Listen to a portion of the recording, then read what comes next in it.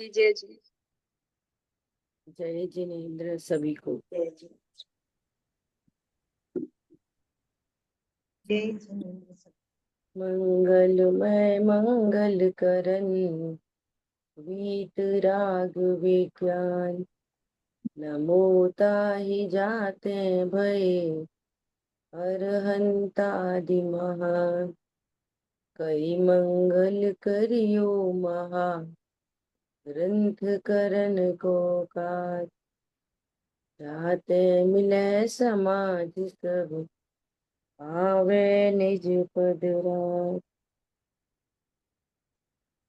नमो अरहंताणं नमो सिद्धाणं नमो आयरियाणं नमो उभचायाणं नमो लोये सबसाहुरम्। इस भवतरु का मूल जानहु मिथ्या भाव। ताकों कर निर्मूल अब करिए मोक्ष पाओ। मोक्ष मार्ग प्रकाशक जी ग्रंथ 7वें अधिकार पर हम लोग स्वाध्याय कर रहे हैं। सम्यक तो सन्मुख मिथ्या दृष्टि, अर्थात ये सम्यक दर्शन भी नहीं हुआ और मिथ्या दृष्टि भी नहीं है। अल्पकाल में ये सम्यक को प्रकट करेगा। तो यहाँ पर क्या बात चल रही है? ये उपादेय और हे तत्वों की परीक्षा कर लेना और ज्ञेय तत्वों में जिनका अनुमान आदि हो सके उनका अनुमान करना और औरों को आज्ञा से मानना। इतनी बात यहाँ पर हुई। फिर क्या कह रहे हैं? उन हे उपादेय तत्वों की परीक्षा कैसे करना? तो कह रहे हैं यहाँ पर कि जीवादिक द्रव्यों व तत्वों को तथा स्वर पर को पहचानना, है ना। इतनी चर्चा हो गई। द्रव्यों में मैं कौन सा द्रव्य हूँ और तत्वों में मैं कौन सा तत्व हूँ। मैं जीव तत्व हूँ। मैं क्या करता हूँ? मैं जीव तत्व हूँ तो मेरा कार्य क्या है? मैं क्या करता हूँ? बोलो। ध्रुव हूँ और ध्रुव बना रहता। ये जीव तत्व का तत्व है।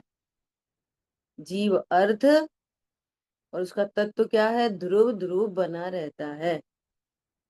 अहो उत्पाद व निरपेक्ष, उत्पाद वैसे निरपेक्ष ध्रुव जीवन हमारा है। लोग ऐसा बोलते हैं ना, जीवन तो सुधरे। इतनी स्वाध्याय कर रहे हैं, जीवन तो सुधरे। जीवन क्या सुधरे? बोलो क्या सुधरे? ध्रुव जीवन हमारा है। पूर्व से सुधरा तत्व हूँ। अच्छा तो अज्ञान मुराग देश होने दो, पाप होने दो, कषाय होने दो। समझ में आ रही बात? होने दो नहीं, वे तो योग्यता प्रमाण होती है।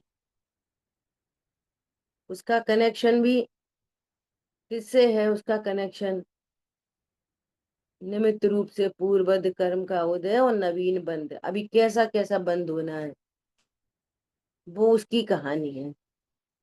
अब दूसरे एंगल से जीवन सुधरे की बात करें, भेद से, तो भेद से भी मेरा जीवन ज्ञान श्रद्धा चारित्र है। जीवन सुधरे मतलब ज्ञान सुधरे, श्रद्धा सुधरे, चारित्र सुधरे। ये मन वचन का है नहीं, ये भी सुधरे हुए दिखते हैं लौकिक इंद्रिय ज्ञान से, परंतु ये सुधरा वाला जीवन भी मेरा जीवन नहीं। क्या बोला? ये भी इंद्रिय ज्ञान में सुधरे जैसे दिखाई देते हैं, परंतु ये सुधरा जीवन भी नग्न दिगंबरत्व तो 28 मूल गुण अणुव्रत, ये मेरा जीवन नहीं है। मेरा जीवन क्या है? ध्रुव जीवन, अनादि अनंत सुधरा हुआ। और भेद से कहो तो भेद विज्ञान सुधरा जीवन। और भेद ज्ञान के बल पर कषाय मिटती हैं, घटते हुए मिट जाती है। ख्याल में आई बात?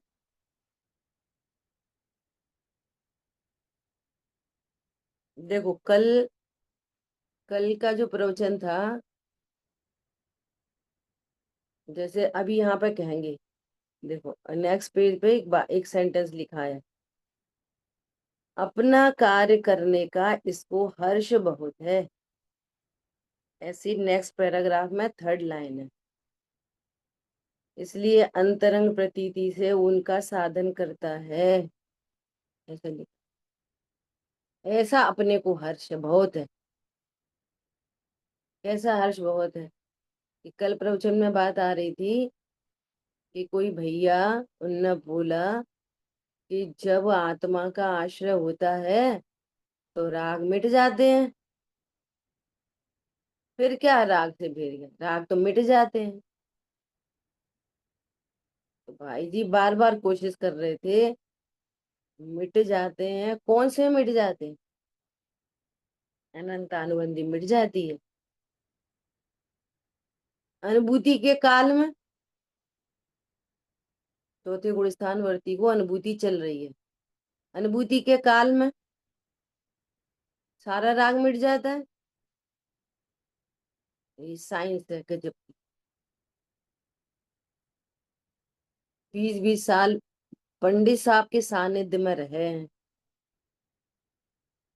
और हमें केमिस्ट्री समझ में नहीं आया। ख्याल में आ रही है बात? अनुभूति के काल में भी राग मौजूद है। अप्रत्याख्यान प्रत्याख्यान संजुलन राग वहां मौजूद है, परंतु ये जो मति शुद्ध ज्ञान है वो एक समय में एक को ही लक्ष्य कर पाता है। तो स्वभाव का लक्ष्य है तो आनंद हो रहा है, उसी समय राग है, उसका लक्ष्य नहीं हो रहा तो दुख नहीं हो रहा। इसलिए अनुभूति के काल में राग की मौजूदगी होने पर भी दुख नहीं होता। समझ आई बात?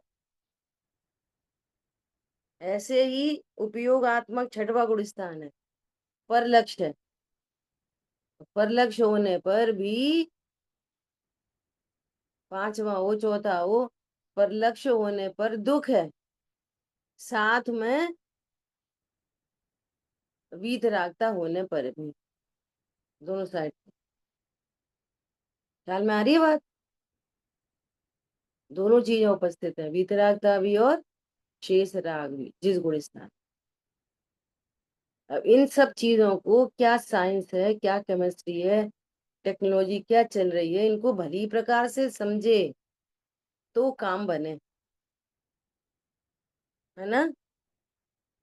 अभी क्या कह रहे हैं, तथा त्यागने योग्य मिथ्या। एक और बहुत बढ़िया बात, बहुत अच्छी बात बोली थी, जो वो दृष्टांत देते हैं कि सच्ची समझ होना ही आश्रय है। किसके बारे में? अपने बारे में। ध्रुव जीवन हमारा है, बाहर में कितनी भी उठा पटक है, कैसे भी तरह तरह के गे बन रहे हैं, लेकिन मैं तो गे आकार होता ही नहीं। गे तो मेरे में आते नहीं, मैं तो ज्ञानाकार रहता हूँ, ध्रुव ही रहता हूँ। ये सच्ची समझ हो गई। और अभी और अनेक राग मौजूद है, तो वो अपने बारे में भ्रांति मिटी है, इसका नाम सम्यक दर्शन है। दूसरे राग मौजूद है,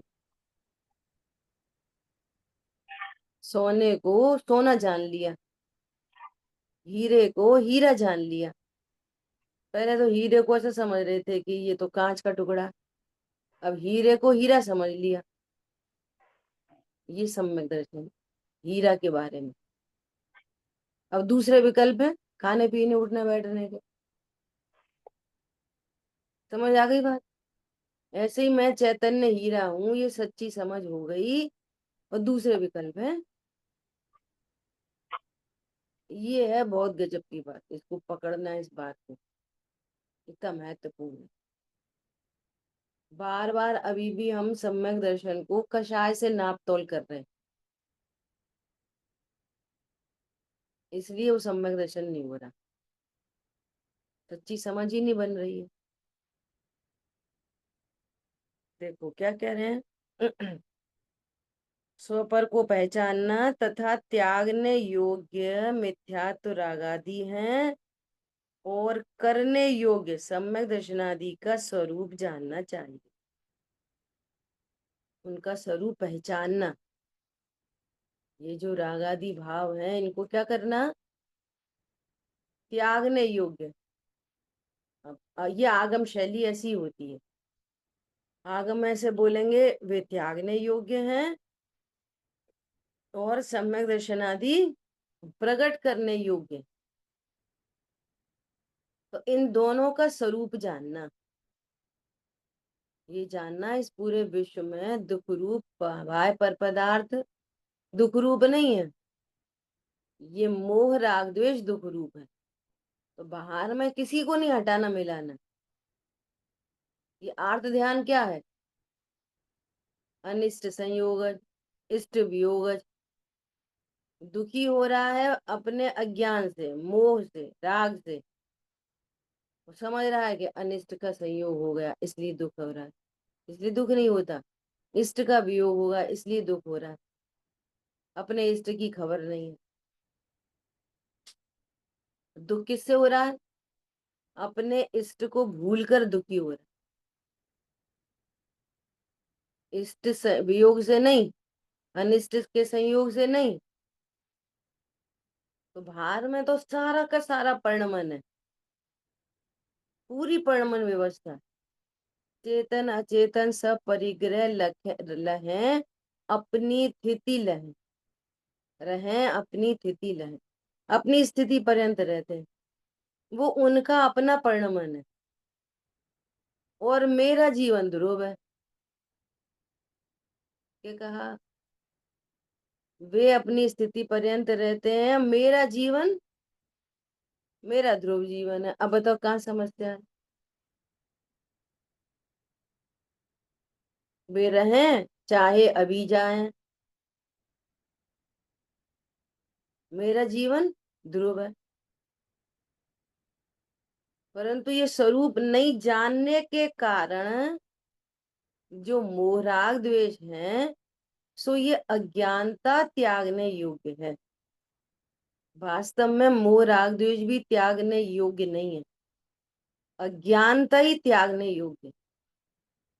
अज्ञानता का त्याग होता है तो मोह राग द्वेष मिट जाते हैं और घटते हुए मिटते चले जाते हैं, और सम्यक दर्शन आदि प्रकट हो जाते हैं। क्या बोला? ये दो काम नहीं है, राग का अभाव करो सम्यक दर्शन प्रकट करो, दो काम नहीं है, एक ही काम है। तो आगम शैली में परिचय कराएंगे, आगम शैली से परिचय कराएंगे। कह रहे हैं कि तुमको आगम पढ़ना नहीं आता, शास्त्र को शस्त्र बना रहे हो। बोलो कितनी बड़ी बात है। जैसे करणान योग पढ़ा कि भैया पूर्व में बहुत कर्म बंधे हैं, पर कर्म बंधे हैं, कर्म बंधे हैं, मेरे को कैसा पाप का उदय है, पत्नी परेशान करती, मेरे को कैसा पाप का उदय है, शरीर में रोग शोक है। तो वो कह रहे कि जब कोई स्वाध्याय नहीं करता था, उसको पता नहीं था ये पुण्य पाप का उदय है, तो उसे कोई टेंशन ही नहीं थी उनके बारे में। और ये पता चल गया तो अब पता नहीं कौन सा पाप का उदय। तो तुम तो स्वाध्याय करके भयभीत हो गए, क्या पता कौन सा उदय आ जाएगा, कैसा उदय आएगा? तो ये शास्त्र तो शांति के लिए थे और तुम भयभीत हो गए, तो शास्त्र को शस्त्र बना लिया। तो ये वाली बात सही नहीं है, पाप का उदय आता है तो दुख होता है। ये वाली बात सही नहीं है कि पाप का उदय होता है तो पत्नी परेशान करती है। भैया पाप का उदय है, तेरे ही पूर्वबद्ध कर्म का उदय है। ये वाली बात बता के ये कहा था कि तुम अन्य चेतन अचेतन पदार्थ को दोष नहीं दो। तो ये आपने सही स्वाध्याय किया, उनको दोष दे रहे और इधर दुखी हो रहे। तो कर्म के उदय का क्या विचार किया? उल्टा सीधा अपनी मर्जी से तोड़ मरोड़ के साथ स्वाध्याय हो रही। ख्याल में आई बात? ऐसा तो कर्म का उदय समझकर क्या विचार करना कि भाई मैं कोई अन्य सुख का कारण सुख का कारण नहीं है, ये मेरे ही पूर्वबद्ध कर्म का उदय है। ऐसा। अब दूसरी बात, यहाँ पे बात खत्म नहीं हुई। ये कर्म का उदय भी कहाँ फलित होता है? अघाती तो मेरे से अत्यंत अभाव है, वो घाती भी परिणामों में फलते हैं। और ध्रुव जीवन हमारा है। हमारा जीवन कैसा है? कर्म का उदय आ जाए ध्रुव जीवन है कि अध्रुव जीवन है?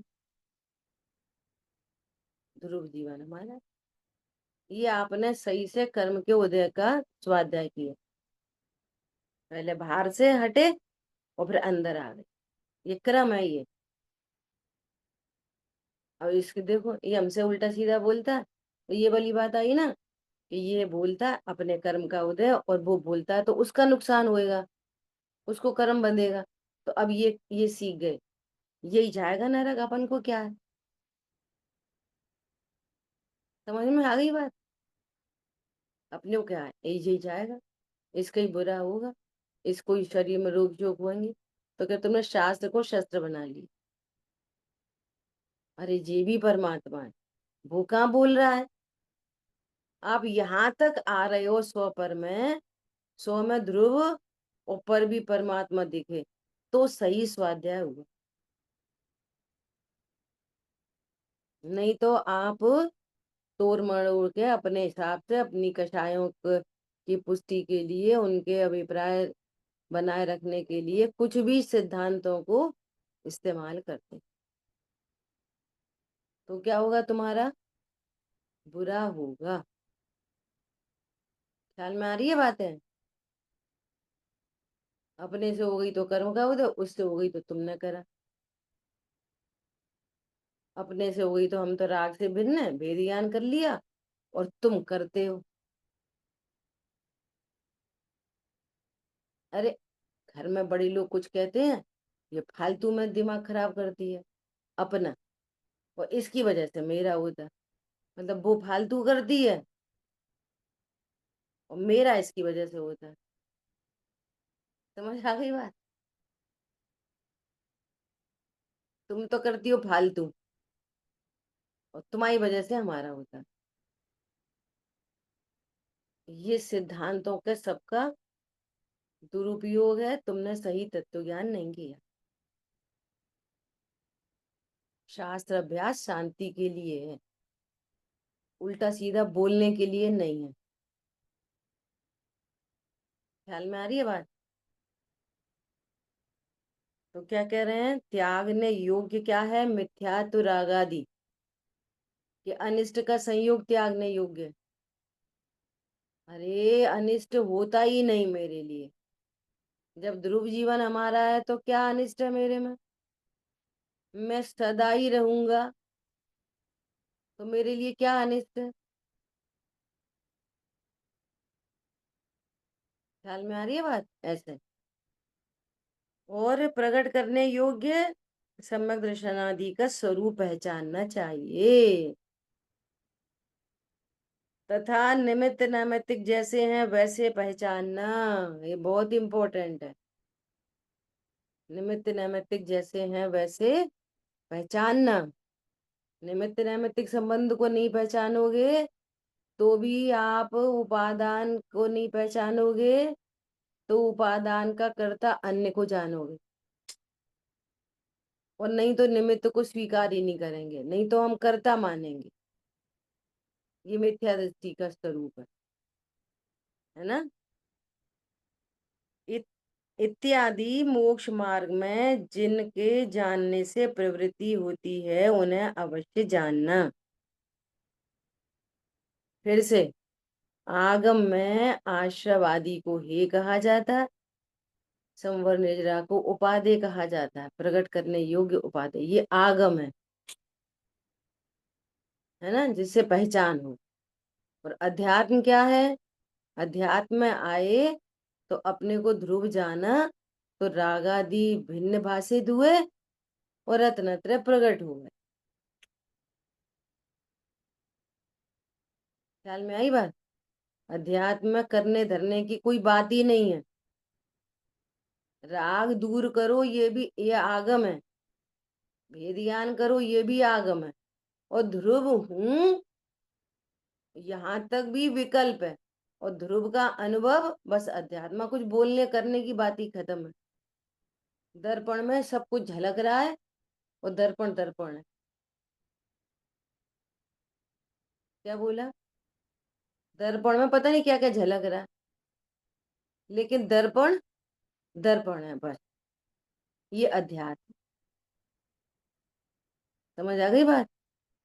राग आदि दूर हो जाएंगे, और अध्यात्म में बहुत कुछ बोलो तो इतना कह सकते कि मेरे से भिन्न है बस।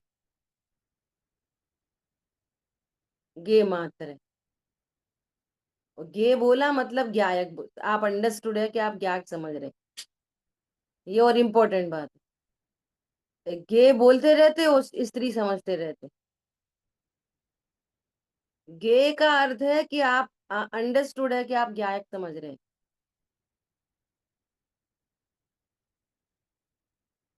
ख्याल में आई बात? ऐसा। सो इनकी तो परीक्षा करना, इतनी चीजों की तो परीक्षा करना।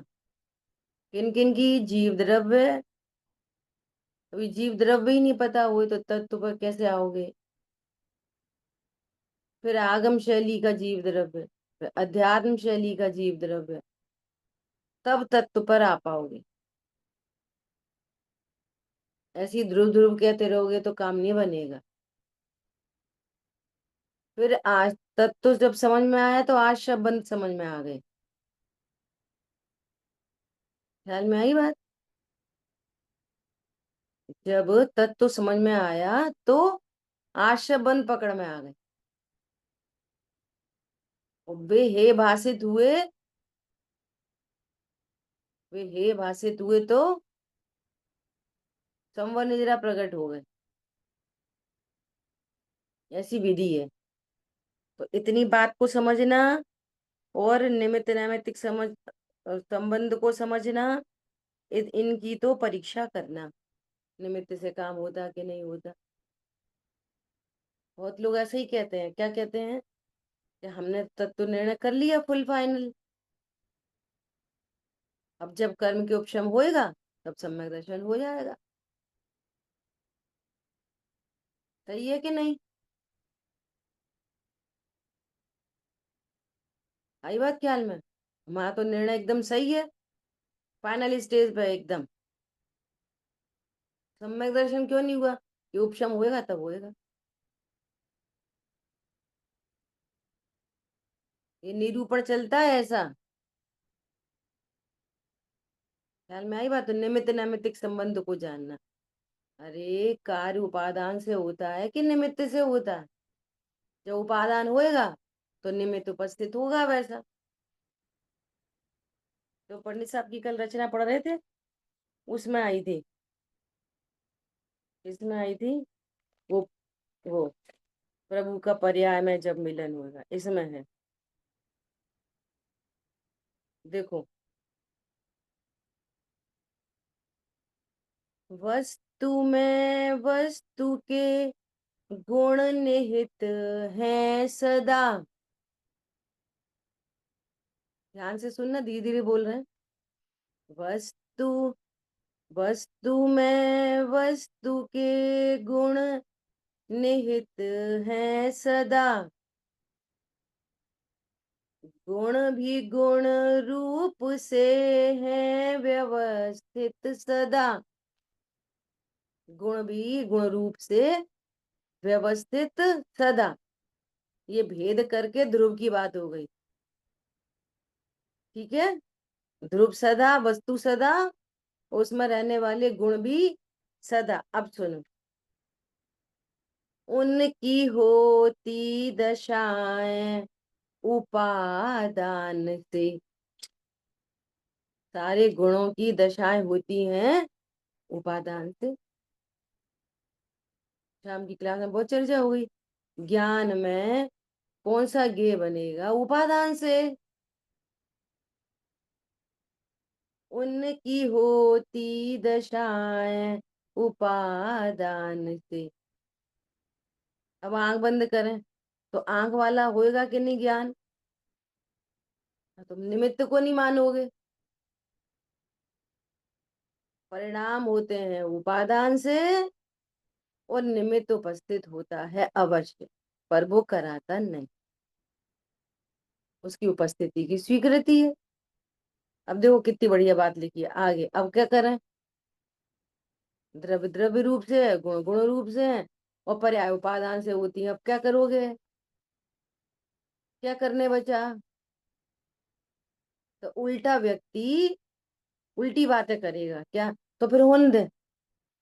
वो कह रहे उपादान से होती है, होने दे मतलब ये कर्तृत्व के जहर में ये वाली बात आती है, पर्याय बुद्धि से ये वाली बात आती है। यहाँ तो प्रसन्नता की बात है। अरे मेरे लिए कुछ काम ही नहीं बचा, तो प्रसन्न हो जाओ। जो आगे की लाइन कितनी बढ़िया लिखी है, उनकी होती दशाएं उपादान से, मात्र स्वीकारने से ही सुख होएगा। कैसे होएगा सुख? स्वीकारने से सुख होगा। इतनी स्वीकार कर लो, मैं सदा ध्रुव हूं, गुण सदा है, गुणों की सदा पर्याय होती हैं, वे पर्याय उपादान से होती हैं, तेरे मेरे से नहीं होती। क्या? करने धरने से नहीं होती, उपादान से होती हैं। मैंने स्वीकार कर लिया, आनंद है। अब बोलो काय की टेंशन? अब ऐसा राग हो गया तो ध्रुव ध्रुव बना रहेगा, मैं ही बना रहूंगा। आपको निश्चिंता कब आती है? अरे मेरा कुछ नहीं बिगड़े। अब ये समझ के जब बोलते हैं ना मेरा कुछ नहीं बिगड़ेगा, तो ये ध्रुव समझ में नहीं आता। अरे मैं ये नहीं हूं, इसका बिगड़ेगा ही, इसका तो बिगड़ेगा ही, ये तो छूटेगा ही निश्चित तौर पे। और अन्य चेतन अचेतन परिग्रह अपनी स्थिति पर्यंत रहेंगे, आएंगे जाएंगे। क्या समझ में आई? और मैं सदा रहूंगा। ऐसा बोलते हैं जो सदा की अदा पर फिदा है, वो सदा है प्रसन्न।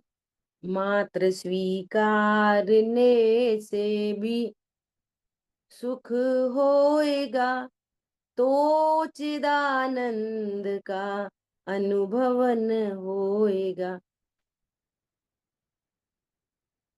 कितने सारे पाठ ऐसे गजब गजब के हैं।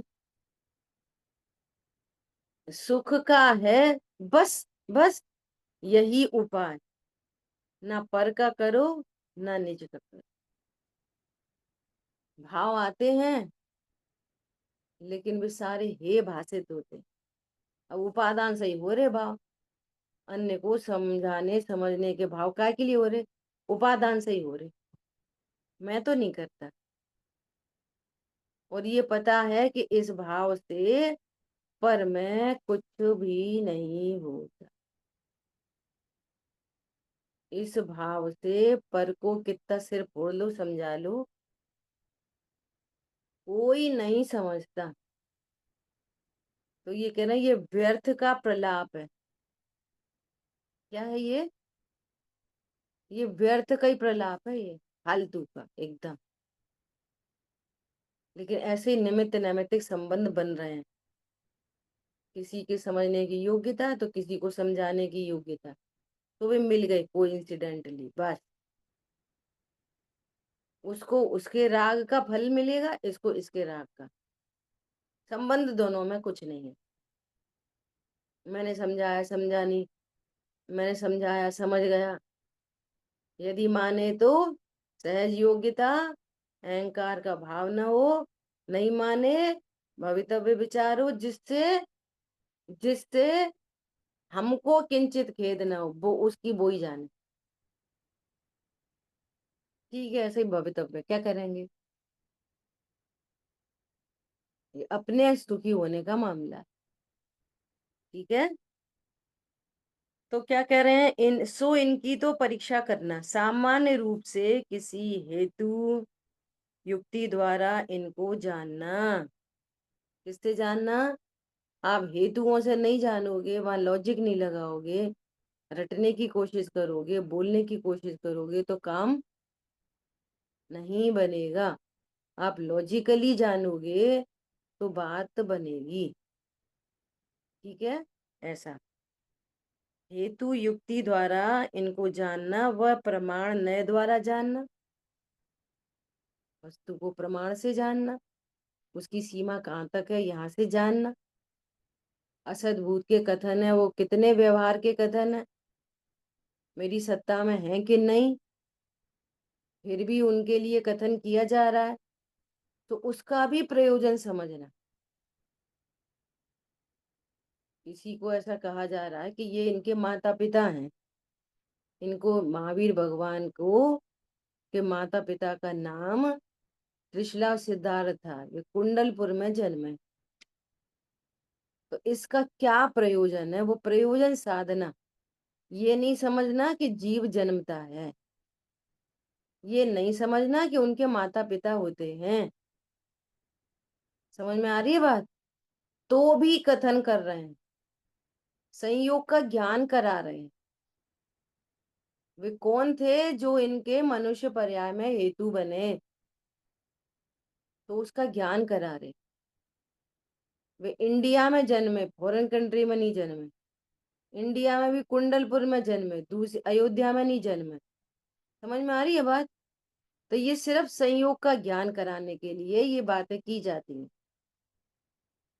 जैसे पंचेंद्री कहा, तो कभी आत्मा पंचेंद्री नहीं होता।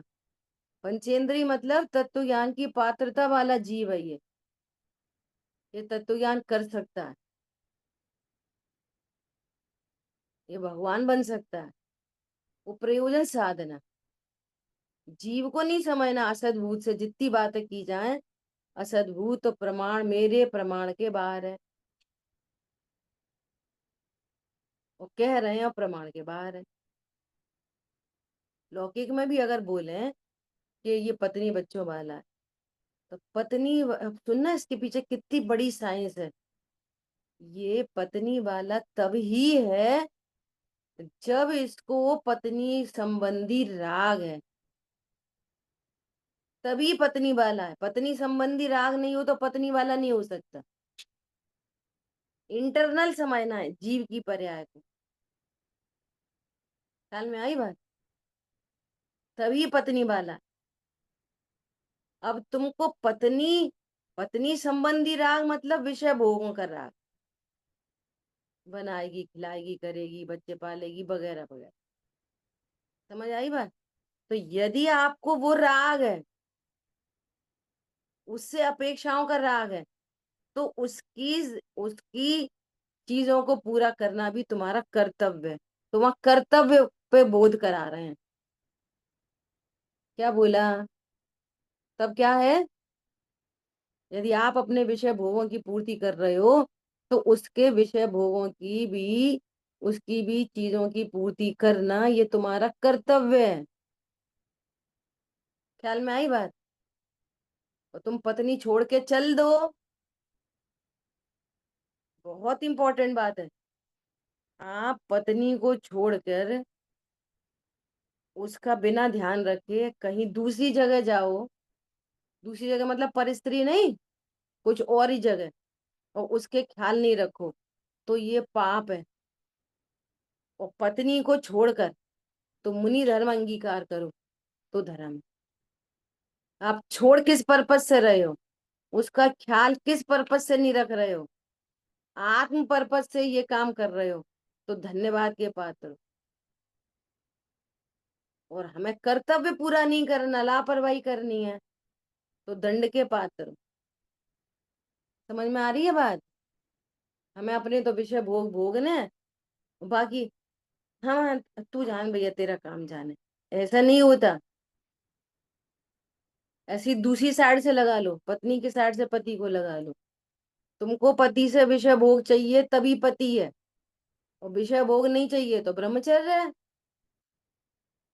और यदि आपको विषय भोग चाहिए तो उसकी केयर करना आपका कर्तव्य है। और आप अणुव्रत धारण करने चले हो, आरिका बनने चले हो, तो बेशक छोड़ो तो धन्यवाद के पात्र हो। और तुम्हें आरिका पद भी नहीं लेना और पति का ध्यान भी नहीं रखना, तो दंड के पात्र। ये जैन शासन सिखाता है हर कुछ। समझ में आ रही है बात? तब असद भूत से जीव के कहे जाते, इसलिए कहे जाते। ख्याल में आई बात? ऐसा। सो यहाँ पे बात चल रही है, क्या बात चल रही है? हेतु से, युक्ति द्वारा, प्रमाण से। मेरे प्रमाण के भीतर होते हैं कि नहीं पति पत्नी?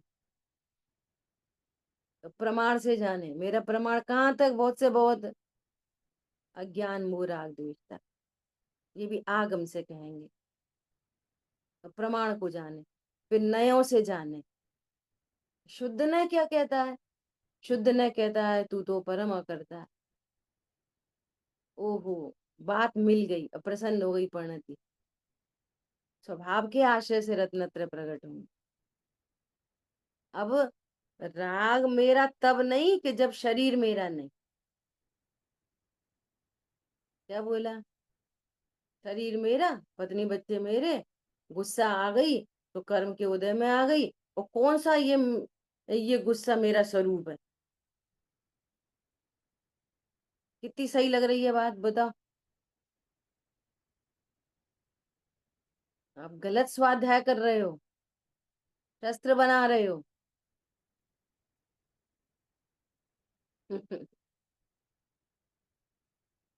विचार करो बहुत गंभीरता से, अपन को तो महाभाग्य है, इतने ऐसी ऐसी गलतियों को कहने वाले बताने वाले मिल गए। और यही होता है इन जनरल, वो सरल तरीका है ना एकदम। ऐसा निर्णय नहीं करना, बस बोलना सीखना है।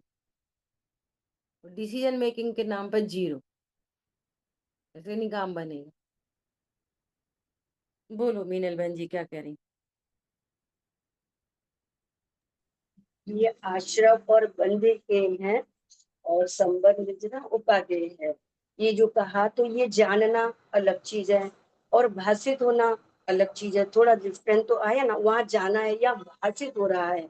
लेकिन जो अध्यात्म ये जो निर्णय पूर्वक जो आनंद है वो अध्यात्म में आएगा। ये भाषित होना तक भी आगम में आएगा, ऐसा मुझे समझ में आया है। जानना, हाँ, भाषित होना, एक निर्णय ही है। पूर्वक आनंद होना, सब एक ही बात। सब सब। जानना तो जानना तो आगम में आया, ये तो मोटा मोटा समझ आ रहा है। लेकिन यहाँ वो भाषित होने लगा, फिर निर्णय पूर्वक जो आनंद है वो अध्यात्म में आएगा। जानना, जानना तभी कहलाएगा जब आपको भाषित हुआ है। जानना जानना तभी कहलाएगा जब निर्णय हुआ है। निर्णय नहीं हुआ तो वो जानना कैसा? कैसा जानना बताओ? हमने जान लिया कि इसमें बिजली में करंट है, अभी जाना है, बस भाषित नहीं हुआ। वो हमने छू लिया। अब जाना है, भाषित होएगा, छू के तभी तो भाषित होएगा। छुएंगे करंट लगेगा। जानना और भाषित होना, निर्णय होना, सब एकार्थवाची है। और आगम से जानना, ये आगम पूर्वक जानना व्यवहार कहलाता है। फिर युक्ति से जानना। समझ में आ रही है बात? असली जानना कब? भाषित हुआ तो ही तो जानना कहलाएगा। भाषित ही नहीं हुआ और हम बोल रहे हैं। वो कबूतर ऐसा बोल रहा है कि दाना डालेगा बहेलिया आएगा, दाना डालेगा चुगना नहीं। तो वो जानता है कि नहीं जानता इस बात को? बोलो, जानना कहलाएगा वो जानना ही नहीं कहलाता। वो जानना तभी कहलाएगा जब भाव वासना हुई है, तभी वो जानना कहलाए। और भाव वासना और निर्णय एक ही चीज है। बस ऐसा। ठीक है। देखो, फिर अध्यात्म में क्या कह देंगे? त्रिकाली ध्रुव का जो निर्णय है वो अध्यात्म कहा है। तो फिर अध्यात्म में क्या आ गया? निर्णय पूर्वक आनंद जो है ज्ञान त्रिकाली में, हम्म। ज्ञान में जो विषय बन रहे हैं, सुनो ध्यान से। ज्ञान में भाषित होते हुए, निर्णय होते हुए जो विषय बन रहा है, उस विषय का नाम है आगम और अध्यात्म। ज्ञान में विषय बनी पूरी वस्तु, द्रव्य गुण पर्याय, तो वो आगम कहलाया। और ज्ञान में ध्रुव विषय बना तो वो अध्यात्म कहलाया। ज्ञान में क्या विषय बन रहा है? प्रमाण विषय बन रहा है, अशुद्ध न विषय बन रहा है, शुद्ध न विषय बन रहा है। तो ज्ञान की पर्याय का विषय है आगम अध्यात्म। समझ आई बात? ऐसा नहीं है कि हम ऐसा कह रहे हैं, निश्चय ऐसा कह रहे हैं व्यवहार। आनंद हो गया तो अध्यात्म। ज्ञान का विषय क्या है? पूरी वस्तु कि नय, उसका अंश, तो वो आगम अध्यात्म कहलाए। आगम को भी जो ज्ञान जान रहा है वो सम्यक ज्ञान है। वो अध्यात्म से जान रहा है, वो भी सम्यक ज्ञान है। वे दोनों भाषित होते हुए ज्ञान है। वो निर्णयात्मक ज्ञान है आगम प्रमाण, अनिर्णयात्मक ज्ञान नहीं है वो। हम क्या गलती कर रहे हैं कि हमने प्रमाण को जाना, आगम से जाना, तो ये तो अनिर्णयात्मक है। और मैं ध्रुव का आनंद हुआ, ये अध्यात्म है, ये निर्णयात्मक। अरे आगम का ही निर्णय नहीं करोगे तो अध्यात्म का निर्णय कैसे होएगा? तो लगातार बात चल रही। समझ आ गई बात? ये बता रहे हैं कि अध्यात्म का विषय त्रिकाली ध्रुव है और ये निर्णीत ज्ञान है। समझ आ रही बात? और आगम का विषय पूरी वस्तु है। ये भी भाव भाषित होता हुआ ही ज्ञान है, ये भी निर्णीत ज्ञान है, दोनों निर्णीत ज्ञान। हम ये समझ रहे हैं कि हम पढ़ रहे हैं सो जानना। ठीक है। हैं? अब ठीक है, सुनो। जी शांतनु कह रहे हैं आगम का सेवन मतलब क्या हुआ? आगम का सेवन युक्ति का अवलंबन, पर गुरु का उपदेश और स्व संवेदन। तो आगम का सेवन ही है। अभी आएगी ना सब देशना लब्धि। देशना लब्धि क्या है? आगम का सेवन। सेवन मतलब निर्णीत ज्ञान है वो। देशना लब्धि निर्णीत ज्ञान है, भाव भाषित होता हुआ ज्ञान है देशना लब्धि। अब उसको प्रायोग्य चलने लगे, मैं ऐसा हूं, ऐसा हूं, ऐसा हूं, ऐसा हूं, ऐसा हूं। तो जो दर्शन मोहिनी आदि कर्म है ना, उनकी उनकी प्रकृतियां हीन होने लगी। और हम पढ़ रहे हैं, निर्णय नहीं है, तो दर्शन मोहिनी टस से मस नहीं हो रहा। अनिर्णीत ज्ञान में खूब पढ़े, ये प्रमाण, ये न, ये आगम, ये अध्यात्म खूब पढ़े और निर्णय कुछ नहीं करे। मोह की चट्टान सीधी खड़ी है बिल्कुल। जब तक निर्णय नहीं होगा मोह हिलने वाला नहीं है। ख्याल में आ रही है बात? ऐसा देखो क्या बोल रहे हैं। ये प्रश्न ऐसा ही हो गया जैसा निश्चय व्यवहार का पहला प्रश्न था ना, वस्तु निश्चय से ऐसी है और दूसरी वस्तु है तो वो व्यवहार है। एक ही वस्तु को देखने के दो तरीके हैं और वो तरीके जो है ना वो ज्ञान में निर्णय पूर्वक है, भासना पूर्वक है। इसको भाषित होने के लिए यहाँ पे कहा जा रहा है। ठीक है। सामान्य रूप से किसी हेतु युक्ति द्वारा इसको जानना व प्रमाण न द्वारा जानना व निर्देश स्वामित्व से तथा और सत संख्यादि से इनके विशेष जानना। अब ये नए नए शब्द आ गए है ना। देखो निर्देश स्वामित्व मतलब ये पहले चर्चा की थी ना यहाँ पर लास्ट में। उद्देश्य, नाम सीखना, लक्षण निर्देश, उनकी परिभाषा याद करना, फिर परीक्षा द्वारा निर्धारित। देखो वहीं से बात चल रही है। नाम सीखो, द्रव्य, गुण, पर्याय, नाम सीखा, उनकी परिभाषाएं सीखी, फिर परीक्षा करी। द्रव्य ऐसा होता कि नहीं होता, गुण ऐसे होते कि नहीं होते। तो द्रव्य में रहने वाले गुण सदा क्यों होते हैं? सिंपल सा प्रश्न बोलो। इसको बोलते हैं भाव भाषित होना। हम निरुत्तर हो रहे हैं इसका मतलब है भाव भासना नहीं है। द्रव्य में रहने वाले गुण सदा क्यों रहते हैं? बोलो। सिंपल सा प्रश्न एकदम। बताओ शांति। क्योंकि द्रव्य सदा रहते हैं। वो तो ठीक है, फिर गुण सदा क्यों रहते हैं? गुण की तरफ से बोलो। मैं कोशिश करूं। जैसे शक्कर की जैसे मिठास है तो शक्कर मिठास लिए हुए ही है, ऐसे द्रव्य गुण लिए हुए ही है। कि बोलो। द्रव्य सदा अखंडित रहते हैं और अगर गुणों में कुछ हुआ तो द्रव्य खंडित हो जाएगा, तो वो तो कभी हो ही नहीं सकता। ये पॉइंट चाहिए। थोड़ी कोशिश करते हैं ना तो बात बनती है। गुण सदा क्यों है?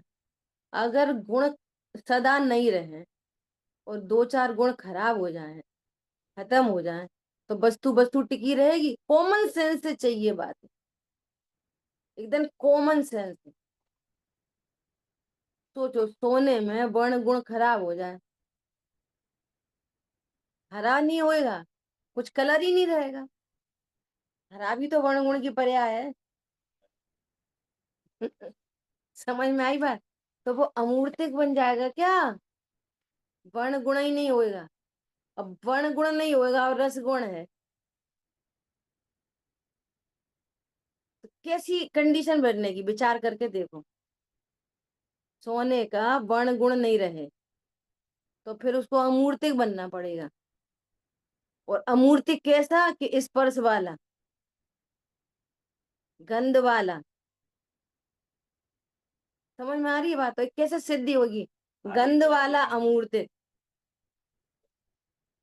हाँ, गंध वाला अमूर्तिक, स्पर्श वाला अमूर्तिक। समझ में आ रही है बात? रस वाला अमूर्तिक, ऐसा कौन सा अमूर्तिक होएगा? ख्याल में आ रही बात? यदि गुण न रहे सदा तो वस्तु सदा नहीं रहेगी। अस्तित्व गुण खराब हो जाए, बाकी सारे गुण हैं, बाकी सारे हैं, अस्तित्व नहीं है अकेला, तो कहाँ पर रहेंगे वे बिना अस्तित्व के? नहीं, अस्तित्व तो है लेकिन वस्तु तो खराब हो गया, तो प्रयोजन भूत क्रिया ही नहीं होगी तो वस्तु को कौन वस्तु बोलेगा? चीनी है पर चीनी है, पता नहीं क्या हो गया, मिठास नहीं कर रही है। चीनी तो है लेकिन ये मिठास नहीं कर रही है। बोलो कैसी चीनी होगी वो? समझ में आ रही बात? तो वस्तु में रहने वाले गुण सदा क्यों होते हैं? वस्तु सदा रहती है, गुण अगर कंटेमिनेट हो जाए तो वस्तु के नाश का प्रसंग आएगा। वस्तु नाश हो जाए तो पूरे गुण नाश हो जाएंगे, वे रहेंगे कहाँ? अम्मा ही मर गई तो बच्चे अनाथ हो गए। समझ में आ रही है बात? तो ये सदा रहते हैं, और प्रत्येक गुण की प्रति समय पर्याय होती है, प्रति समय पर्याय होती है। जैसे 5 भाव पढ़ते हैं, सच बता रही हूं मैं, जब मैं ये सब स्वाध्याय करती थी ना, तो है ना, पढ़ाने वाला 5 भाव पढ़ा देता है बस। छायाक्षमिक भाव ऐसा, छायक भाव ऐसा, औपशमिक कैसा, औदिक ऐसा। तो ज्ञान लगता था अलग से। तो ये छायाक्षमिक भाव तो ज्ञान की पर्याय में लग रहा है, और श्रद्धा की पर्याय में तो औदिक भाव लग रहा है। तो ये अलग अलग गुणों की पर्याय में अलग अलग भाव एट अ टाइम में एग्जिस्ट कर रहे हैं। समझ में आई बात? ज्ञान में छायाक्षमिक भाव है, श्रद्धा में औदिक भाव है, चारित्र में औदिक भाव है, वीर में छायाक्षमिक भाव है। फिर भी उधर छायक भाव हो सकता है, इधर औदिक हो सकता है, इधर ऐसा हो सकता है। ऐसे उपयोग वहां पे लगता है, तब कुछ आपको गेन होता है। सुन लिया, पढ़ लिया, उपयोग लगाया ही नहीं। जी छायाक्षमिक भाव कहाँ पर है, इसका क्या स्वरूप है? अनादि से ज्ञान, दर्शन और वीर में छायाक्षमिक भाव पाया जाता है, अनादि से। एक इंद्रिय में भी, श्रद्धा में भी हो तो क्या समस्या आती? यदि श्रद्धा की पर्याय में भी अनादि से ही छायाक्षमिक भाव होता, तो क्या क्या दिक्कत आती, या क्या फायदा होता? तो वो जीव अनादि से ही सम्यक दृष्टि होता। समझ में आ रही है बात? जी कुछ जरूरत नहीं पड़ती उपदेश की। ख्याल में आई है बात? साक्षमिक भाव मतलब स्वभाव का अंश प्रकट है, वहां अंश प्रकट है, और श्रद्धाचार्य तो पूरे उल्टे हैं। 5 भाव कैसे पढ़ना, ऐसे पढ़ना। तो अपना अपनी पूंजी लगानी पड़ती है। कोई ने आपको 5 लाख रुपए दे दिए, तो अपनी बुद्धि रूपी पूंजी लगानी पड़ती है उस 5 लाख में, तब आपको गेन होता है 10-20 हजार का। समझ में आ रही है बात? कोई ने आपको अपनी प्रॉपर्टी दे दी, अब आप अपनी बुद्धि के लगाओगे तब तो व्यापार होएगा। कैसे व्यापार होएगा? ऐसे इधर व्यापार करना है, ठीक है? तो यहाँ पर अब ये 2-3 शब्द आ रहे हैं टेक्निकल। समय अपना हुआ, निर्देश स्वामित्व से, सत्संख्या आदि से इनके विशेष जानना, ठीक है? जिन वाणी के ज्ञान से सूझे लोकालोक, तो वाणी मस्तक नमो सदा दे तुम जो। बोलिए द्वाशांगमयी जिन वाणी माता की जय। जय जिनेन्द्र सभी को।